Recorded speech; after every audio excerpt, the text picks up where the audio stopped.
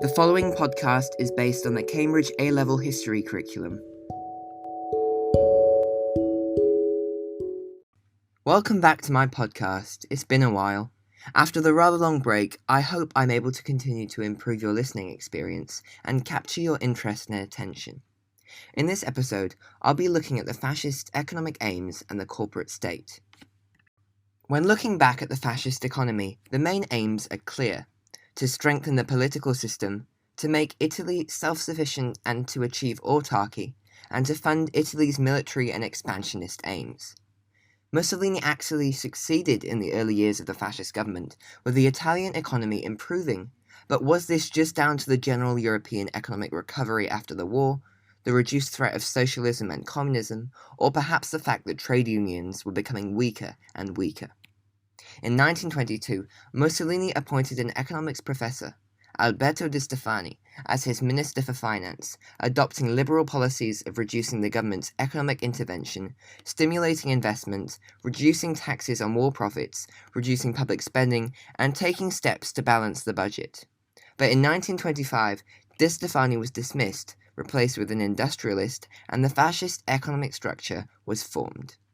Mussolini used what are known as battles to set targets for different areas of the economy and nation and encouraged corporate states to reach targets, but more on that later. First, let's take a look at some of the new laws which Mussolini introduced. The Vidoni Palace Pact was signed in October 1925 between the Italian Employers Federation and National Chamber of Commerce, called Confindustria, and Rossini's fascist trade unions. It limited the organizations representing workers to the official fascist ones by abolishing the Catholic, Socialist, and Independent unions. Meanwhile, workers were instructed not to challenge the authority of their employers and managers.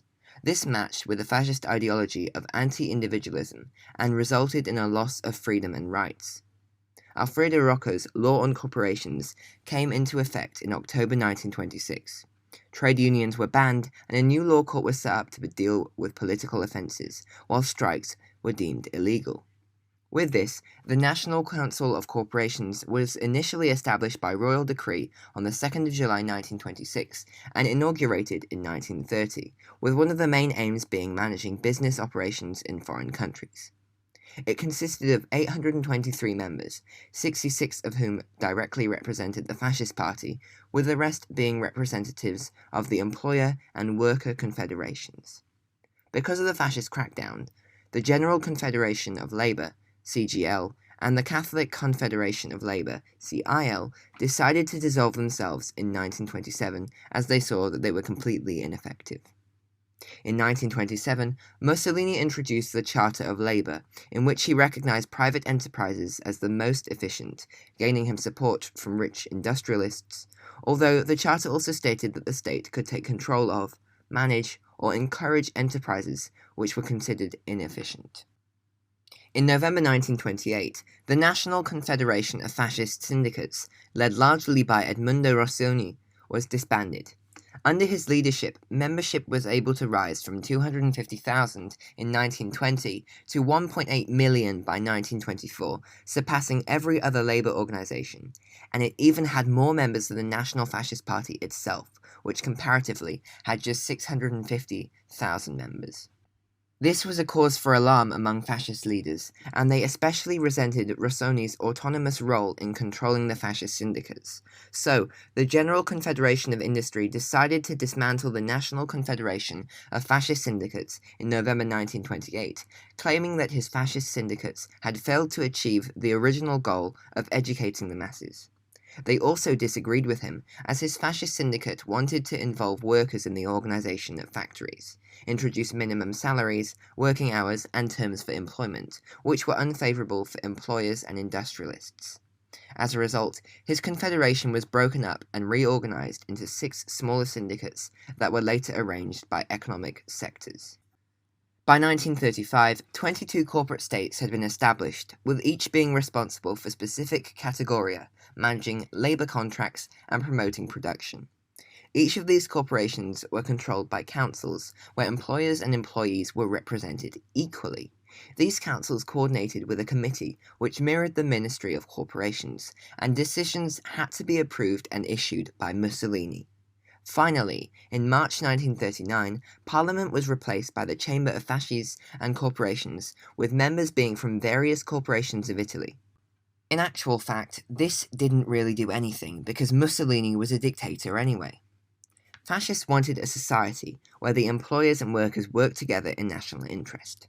Mussolini claimed that his corporate state was founded on the strengths, and I stress the word strengths, of capitalism and socialism. He called this the Third Way. Moving on to battles and how Mussolini encouraged corporations to meet their targets. Firstly, the battle for grain. Mussolini aimed to make Italy self-sufficient and balance trade deficit, so in 1925 he put high tariffs on imported grain and provided grants to farmers so they could buy machinery and fertilizers. As a result, the production of cereal grain increased, and wheat imports fell by 75% from 1925 to 1935, making Italy more self-sufficient in wheat. However, they were not self-sufficient in fertilizers, and their focus on wheat was at costs of other forms of agriculture, so there was an increase in meat and egg imports. Meanwhile, cereal production decreased during the war due to the restriction of imported fertilizers, which Italy still relied on. Furthermore, higher import tariffs meant that there was a decline in the variety and nutritional value of Italian diets. Overall, this battle can be seen as a moderate success, as Mussolini largely succeeded in terms of wheat.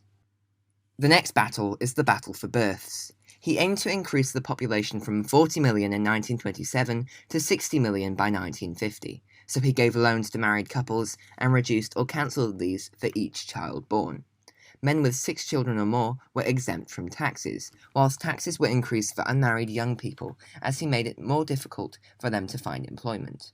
However, this battle was an utter failure, as he failed to increase birth rate significantly, with Italy's population only at 47.5 million by 1950, and fertility only increasing from 3.2 to 3.7 from 1920 to 1925, and then decreasing even further to 2.6 in the mid-1940s. On to the Battle of the Marshes, or the Battle for Land, which was, to put it as precisely as possible, a complete and utter sham. In order to achieve his aims, laws were passed on land reclamation. Private landowners were encouraged to contribute in a draining scheme, and this was with the aim of improving health, increasing jobs, making land for farming, and showing off to foreigners. In the end, the Pontine marshes near Rome were drained, and a few cities were created for show in Italy. However, 3/4 of the reclaimed land was in the north, and between 1928 and 1938, only 80,000 hectares of land was reclaimed, and this was just 1/20th of fascist propaganda claims. Finally, in the battle for the lira, this aimed to fix the lira at 90 lira to the pound, reduce inflation, and show off the mighty power of Italy. In order to achieve this, banks put tight controls on money supply, and along with other actions, this caused serious deflation, with the government imposing a 20% cut in wages. Although they achieved the battle for the lira in 1927, when it was returned to the gold standard, in 1936 the government was forced to devalue the lira. Let's look at the effects that the Great Depression had on Italy's economy. Italy was not nearly as impacted by the Great Depression as other countries in Western Europe, such as Germany, were. For instance, the unemployment rate only rose slightly, while the decline in gross national product between 1927 and 1933 was just 5.4% when compared with the Western European average of 7.1%. However, there was a greater government intervention through the Institute of Industrial Reconstruction, which was founded to help the recovery of the banks and industry. By 1939, the IRI controlled a total of 20% of industry, but this could have just been a way for the fascists to gain a tighter hand on the Italian economy.